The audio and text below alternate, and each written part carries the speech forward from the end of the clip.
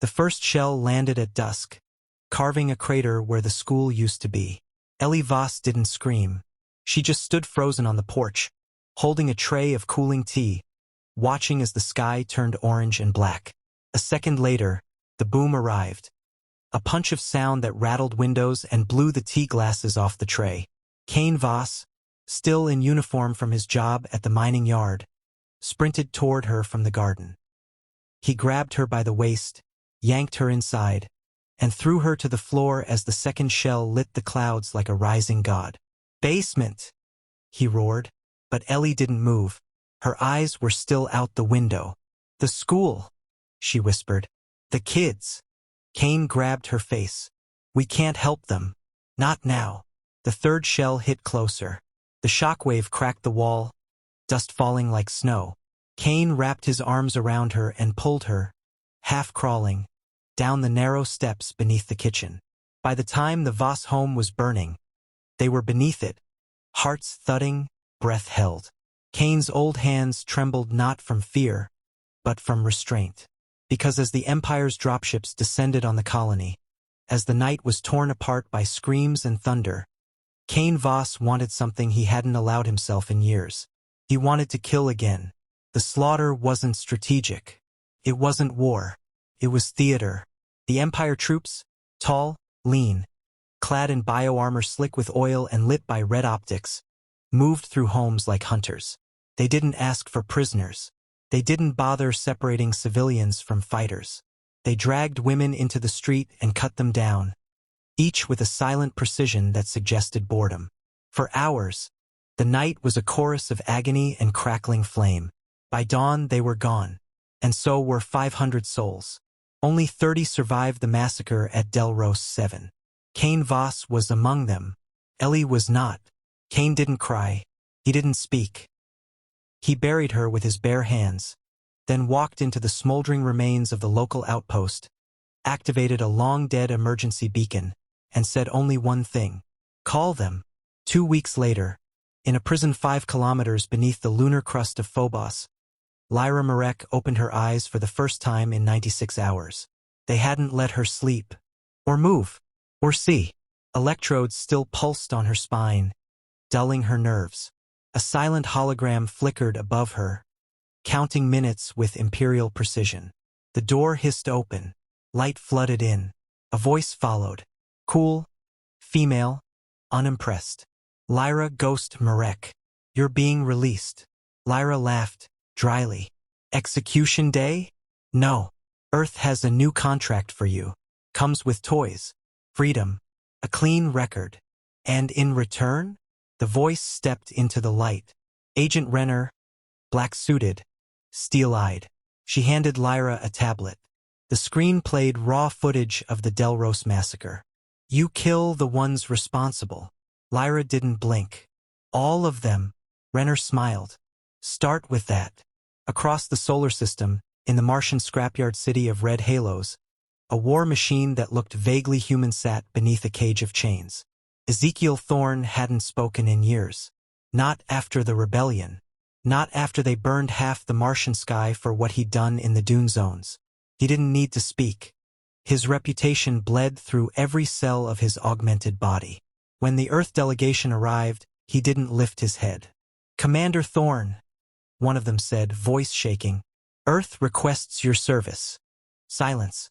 "Revenge," the agent said quickly. "On the Empire. Full military clearance. No oversight. Still nothing." Then a slow mechanical groan. Chains shifting.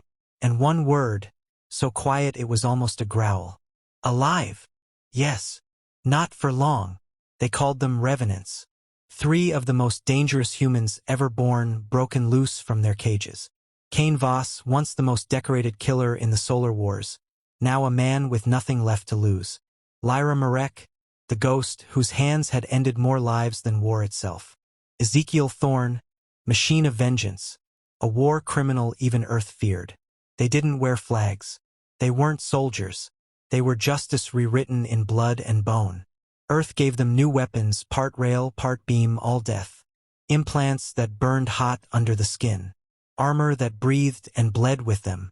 Their ship, black as vacuum, carried no identification. Only a name painted across its prow in Old Terran script. The Judgment. Their first strike was at Trestle 4, a minor fueling post deep in Empire space. No one expected it. No one survived it. A single call was sent out from the burning wreckage. They're coming. The Empire never expected a war with Earth to last longer than a season. Their fleets were endless. Their dominions stretched across starfields older than humanity's first satellites. But they hadn't accounted for vengeance or what it looked like when given form. The Revenants were ghosts in their systems, whispers in their comms, screams in their barracks. They didn't fight fair. They didn't fight to win. They fought to make the Empire bleed. Kane Voss crouched in the darkened ventilation shaft of an orbital comm array circling the Empire's fifth core world. His breath was measured, his hands still, rifle balanced across his knees like a prayer in steel. Below him, Empire technicians moved in lazy patterns, too secure in their civilization to think death could crawl through the walls. A silent ping in his retinal HUD. Ghost was in position. Lyra Marek moved like oil through shadow. She didn't speak. Didn't need to. One touch on the neural link and Kane knew the first tower's fusion core was compromised. In 10 minutes, it would implode quietly as instructed, pulling the array out of orbit without alerting defense systems. Their goal wasn't destruction. Not yet. It was disruption, misdirection, the beginnings of paranoia. Ezekiel Thorne stood on the hull of the Judgment with only a mag clamp between him and vacuum, watching a line of refugee freighters drift into a blockade grid. They were Empire citizens, unarmed, rerouted to a holding facility known for its sterilization procedures. He didn't blink as he reached for the railgun mounted to his spinal rig. Non-combatants, came Ghost's voice through the comm. They voted for the regime, he replied calm. That's participation. Kane cut in. Not yet. We send a message, not a massacre. Ezekiel growled, low and mechanical, but withdrew. A wasted opportunity. Inside the command room of the Judgment, Earth's remote handler, Renner, monitored the feed from a cloaked relay drone. Her superiors had demanded reports, but she stopped sending them weeks ago. They wouldn't understand what she saw. They would try to call it back, control it, and that wasn't possible anymore. They were no longer tools of Earth. They were becoming something else. Infiltration into the core worlds meant more than stealth. It meant blending into a civilization that had spent centuries erasing anything human. Lyra wore synthetic skin over her implants, posing as a noblewoman from the Grell Syndicate. Kane played her retainer, scarred, silent, forgotten. Ezekiel posed as a mercenary bodyguard hired to protect them as they attended one of the Emperor's cultural exhibitions in Varelian Prime. The city glowed in gold and platinum, but beneath it was rust and rot. Alien servants moved with mechanical obedience. Children were tested for psychic compatibility in the open. Dissenters were displayed as art, frozen mid-scream in stasis crystals. Kane kept his hand on the butt of his pistol the whole time. At the gala, Lyra slipped into a back corridor and met with a contact from the Draken Resistance.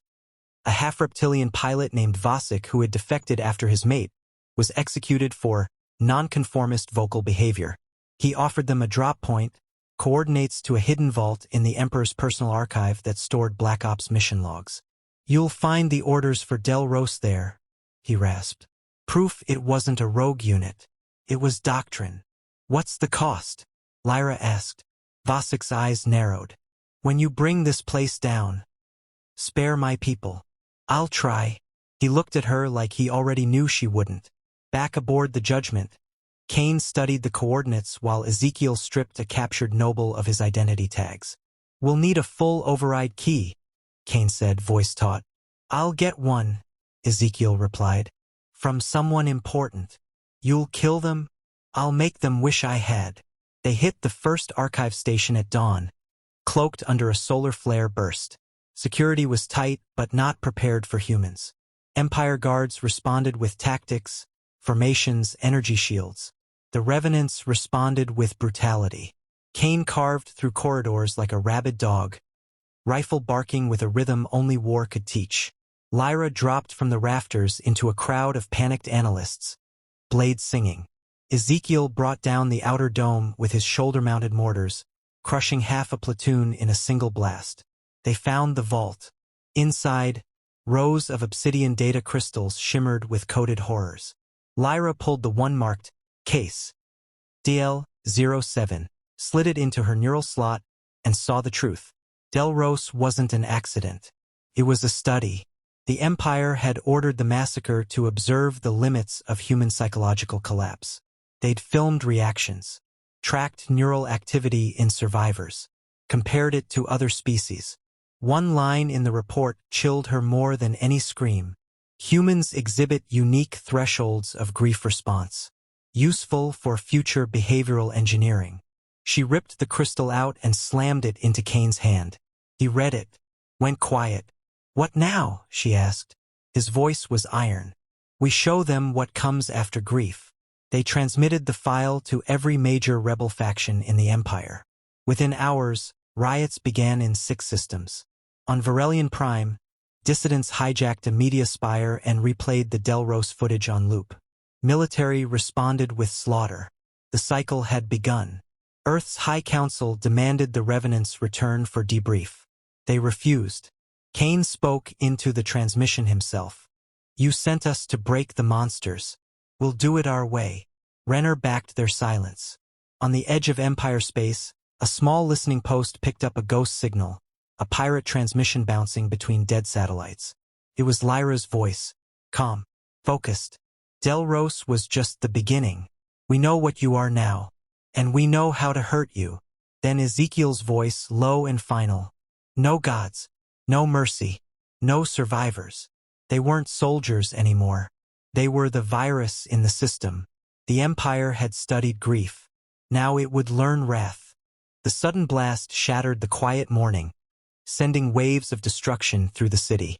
Buildings crumbled like sandcastles before an unforgiving tide, and the sky turned into a storm of fire as alien warships descended. The Earth had always been a place of struggle, but no one had ever imagined such a brutal assault. This was not the invasion of old stories, with heroes rising to fend off the invaders. This was an annihilation, a calculated act of terror. Sarah Jackson, an officer in the United Earth Defense Force, had barely made it to the command center when the first strike hit. The alarm screamed, but it was too late to do anything. She could only watch in horror as images flickered across the screen, showing the alien ships deploying their forces over the world's cities. As the capital fell, Sarah's heart raced with an intensity that felt unnatural. She had been trained for war, but no training could have prepared her for this. A vast enemy, with weapons far beyond humanity's capabilities, had come for them. Her comms crackled, breaking the grim silence. "Sarah, can you hear me?" It was General Davidson, the leader of Earth's defense forces. "I hear you, sir," she responded, her voice steady but strained. She gripped the console tighter, trying to focus. "What's the plan?" "We have one shot," Davidson said, his tone grim but resolute. "We need to stop the Empire before they reach our military strongholds. If we lose those, Earth falls." She knew the stakes. Humanity had been teetering on the edge of unity for decades. Now it was all crashing down. "Understood. I'll get the 1st Battalion ready for deployment." Just as she prepared to mobilize the troops, a new report came in. The Empire was not just killing soldiers. They were targeting civilians. They had taken a particular interest in the women of Earth, deliberately hunting them down in cold blood. The images of brutality, of mothers, daughters, and sisters slain in the streets, enraged Sarah like nothing ever had before. Her hands trembled at the news. Humanity had been pushed to the edge, but this was a declaration of war that would never be forgiven. And then came the message that would change everything. The Empire's leader, a being known as Emperor Voss, made a broadcast to the planet. The message was clear, chilling in its coldness. "We have eradicated the weak. Your women are no more. Bow to the Galactic Empire or suffer annihilation." It was a simple statement, a sentence that would forever define the opening of this war. But Sarah knew one thing for certain. This was not just an invasion. This was personal. The loss of Earth's women, of its heart and soul, would fuel a fury in humanity that no one could have anticipated. She was no longer just a soldier. She was the spark that would ignite the human fury that would sweep across the stars. The anger of Earth was palpable, and it didn't take long for word to spread. For every mother, every sister, every daughter lost, there was now a deep, burning rage within the men and women of Earth. They didn't need the government to tell them what to do. This was their fight, and they were going to take the fight to the invaders. Meanwhile, on the Galactic Empire's flagship, Emperor Voss stood before his council. His expression was one of cold amusement as he watched the chaos unfold on Earth. He had underestimated humanity once before, but now they were nothing more than ants to be crushed beneath his heel. "Do you see, Voss?" one of his generals asked, his voice filled with pride. "We've taken their heart. They will break under the weight of it." Voss nodded slowly, but there was something in his eyes that suggested doubt. The humans had proven themselves resilient in the past. And these weren't just any humans. These were people who had endured decades of internal strife, only to emerge united when faced with a common enemy. He couldn't ignore the reports coming in from his commanders about the unexpected resistance. They were fighting harder than they should have been. There was something about these humans, something he couldn't quite put his finger on, that made them far more dangerous than any species he'd ever encountered. Back on Earth, Sarah's mind raced as she stared out the window of the command center. It was clear now. Humanity couldn't just fight this war like any other. They couldn't send conventional forces against an empire with such overwhelming power. No, they needed something else. Something more brutal. Something that would send a message so powerful that the empire would understand the price of their cruelty. "General Davidson," Sarah said, turning to face her superior, "I have an idea." Davidson raised an eyebrow, clearly skeptical. "You have something in mind?" "We need the worst of the worst. The people the Empire fears the most." Davidson frowned. "You're suggesting we unleash the criminals?" "They're the ones who know how to fight dirty," she replied, her voice hardening. "We need to unleash the ruthless war criminals, those who have nothing left to lose. They won't hesitate. They'll fight like animals, and the Empire will never see it coming." Davidson stared at her for a long moment, then nodded. "Get them." Thus began a new chapter in humanity's struggle against the Galactic Empire. The criminals, those that had been locked away for their atrocities, were released into the wild. They were given weapons, given their freedom, and tasked with one mission: to destroy the invaders at all costs. They would be humanity's weapon of revenge. They were the wild card, the unpredictable element that would tilt the balance of the war. The war criminals were a mix of ex-soldiers, mercenaries, and pirates, people who had lived their lives on the edges of society, unrestrained by law or morality. They had been locked away for their crimes, but now they were humanity's last hope, and they reveled in the opportunity. For them, this was not just another fight. This was personal. The first assault came within days. A group of these criminals, led by a notorious ex-soldier named Lyle Graves, infiltrated one of the Empire's key supply depots. The attack was swift, brutal, and left nothing standing in its wake. The Empire's response was swift but ineffective. For the first time, they were caught off guard. The humans were unpredictable, chaotic, and merciless. It was a taste of what was to come. Sarah watched the reports with a grim satisfaction. The Empire had no idea what it was about to face. The ruthless war criminals were only the beginning. Humanity was about to show the Galactic Empire that they had underestimated the wrong species. The message was clear. They had killed Earth's women, but they had just awakened a fury that would burn across the stars, one death at a time.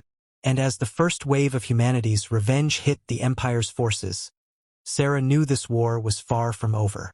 The fight was only just beginning, and the price of failure was too great to even consider. The night sky above the battlefield burned with the glow of distant explosions. The air was thick with the acrid scent of smoke and the bitter taste of failure. Humanity's war against the Galactic Empire had escalated far beyond what anyone had anticipated.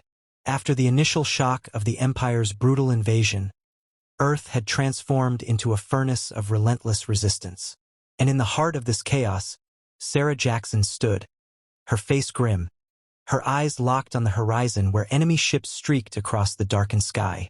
Her hands shook as she reviewed the battle reports coming in from the front lines. The war criminals, those released from prisons to become the spearhead of humanity's revenge, had proven to be both a blessing and a curse.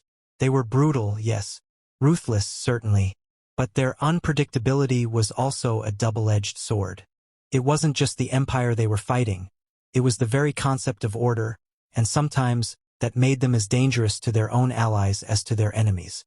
General Jackson. A voice broke through her thoughts. It was Commander Lyle Graves, the leader of the most notorious group of war criminals, his voice tinged with the gravel of years spent in harsh environments. His presence was as undeniable as his past. A man whose hands were stained with blood, and whose reputation preceded him like a dark shadow. She turned to face him, her gaze unwavering. "What is it, Graves?" Graves stood in front of her, his posture casual. Yet there was an intensity in his eyes that told her he was about to drop bad news. "We hit one of their supply convoys this morning. We got what we wanted. But..." He hesitated, clearly weighing his words. "We didn't get the whole supply line. They're tightening their defenses. We're getting close to a real confrontation. We can't keep doing these hit-and-run tactics for much longer." Sarah's jaw tightened. She knew this moment would come, the moment when guerrilla tactics would give way to full-scale confrontation. The war criminals weren't soldiers in the traditional sense. They weren't here to follow orders. They were here to exact their vengeance. And Sarah had always known that their desire for chaos would eventually spiral into something uncontrollable. "You know what that means," she said, her voice hard. "We're going to have to hit them harder. We're pushing into their strongholds. We can't afford to let them regroup. If we don't stop them now, they'll retaliate.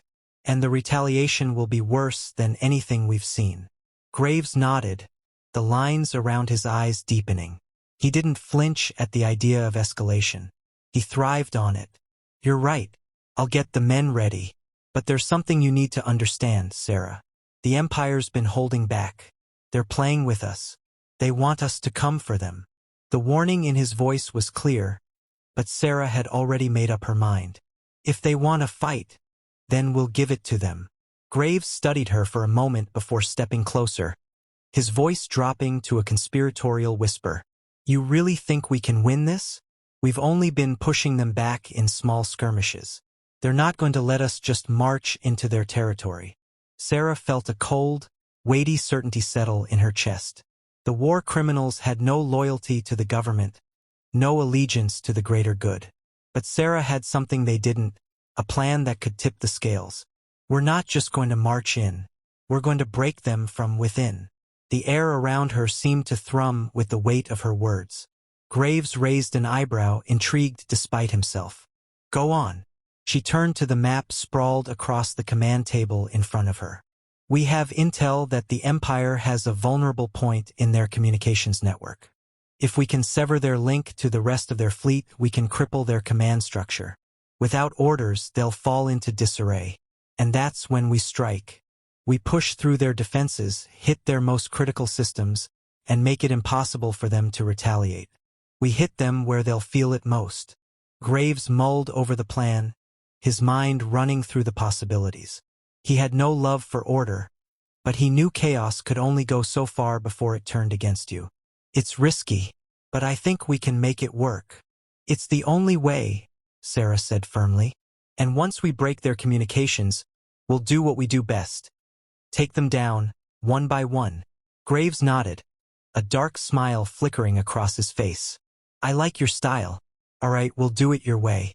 Just make sure you're ready for the fallout." Sarah's mind raced as the gravity of the operation set in. There was no turning back now. If they failed, the Empire would crush them. And if they succeeded, they would have struck a blow so deep that the Empire might never recover. It was the kind of gamble that only someone like her could make. But she had seen too much destruction, too many lives lost to let fear govern her decisions. As Graves walked off to gather his men, Sarah allowed herself a moment of quiet contemplation. She thought of the families, the women, the innocent lives that had been taken in cold blood. She thought of the countless children who would never know their mothers. She thought of the injustice that had pushed humanity to the brink of extinction. The flames of vengeance burned hotter with each passing hour. Soon, they would make the Empire regret every single life they had taken. The war criminals would be unleashed, and this time they would not be contained. They would tear through the Empire's defenses like a pack of wolves set loose on a defenseless herd. The plan was set in motion. Sarah Jackson, once just a soldier, now stood at the head of an insurrection that would change the fate of the galaxy. This was no longer a battle for survival. It was a battle for humanity's soul. The Empire had made a grave mistake in underestimating the people of Earth. They had assumed that a species so fractured, so close to the edge of annihilation, would collapse at the first sign of overwhelming force. But they had failed to account for one thing: the fury of humanity when pushed to the edge. And now they would pay the price. As Sarah surveyed the battlefield, the sound of engines revving and troops mobilizing filled the air. The attack was imminent. The first wave of war criminals, led by Graves, was already preparing to infiltrate the Empire's most heavily fortified communication station. The rest of the forces would follow in the chaos that would ensue. Sarah's heart pounded with a mix of dread and anticipation. The enemy was formidable, but she had something they didn't: the element of surprise. She knew that even with all their power, the Empire would never expect what was coming for them. The war criminals would tear through their ranks, and the Empire would be forced to confront the reality of their miscalculation. And if all went according to plan, the communications link would be severed, and the galaxy would bear witness to the beginning of the end for the Galactic Empire. The final countdown had begun.